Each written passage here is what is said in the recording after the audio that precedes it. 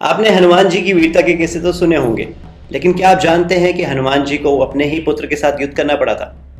जी हाँ, आपने बिल्कुल सही सुना। आज हम आपको ऐसी एक कहानी सुनाएंगे जो आपको तो पक्का हैरान कर देगी। नमस्कार दोस्तों, मैं हूं गौरव और आज हम बात करेंगे हिंदू धर्म के सबसे लोकप्रिय देवताओं में से एक हनुमान जी के बारे में। हनुमान जी के एक ऐसे रहस्यमय अध्याय के बारे में जिसे बहुत ही कम लोग जानते हैं और शायद आपने भी इसे मुश्किल ही सुना होगा, जहां पर उनका युद्ध अपने ही पुत्र के साथ हुआ था। आप सभी जानते हैं कि हनुमान जी भगवान राम के परम भक्त थे और उन्होंने रामचरितमानस में बहुत सारे अद्भुत कारनामे किए थे।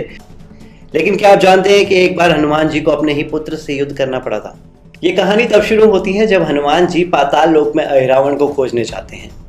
हनुमान जी की पसीने की एक बूंद समुद्र में गिर जाती है, जिससे समुद्र में एक मादा मगरमच्छ गर्भवती हो जाती है। कुछ समय बाद उनके गर्भ में से एक पुत्र का जन्म होता है, जिसका नाम मकरध्वज रखा जाता है। मकरध्वज का पालन पोषण उनकी माँ ने शुरू किया था, लेकिन पाताल लोक में टाइम थोड़ी तेजी से चलता है और इसीलिए मकरध्वज कुछ ही समय में एक युवा और बलशाली योद्धा बन गया था। जैसे जैसे मकरध्वज बड़ा होता गया, पाताल लोक का राजा अहिरावण उसकी प्रतिभा से बहुत ज्यादा प्रभावित हुआ था और अहिरावण ने मकरध्वज को अपना एक खास रक्षक बना लिया था। अहिरावण ने मकरध्वज को शक्तिशाली अस्त्र शस्त्रों से ट्रेन भी किया और उसे पाताल लोक की रक्षा में लगा दिया।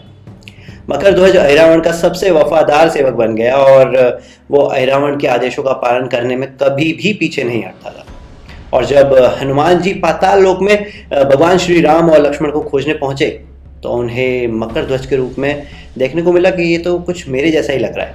तो मकरध्वज ने खुद को हनुमान का पुत्र बताया, लेकिन इस पर हनुमान जी भी आश्चर्यचकित हो गए और उन्होंने विश्वास नहीं किया। और इतने में ही दोनों के बीच एक बहुत ही भयंकर युद्ध छिड़ गया।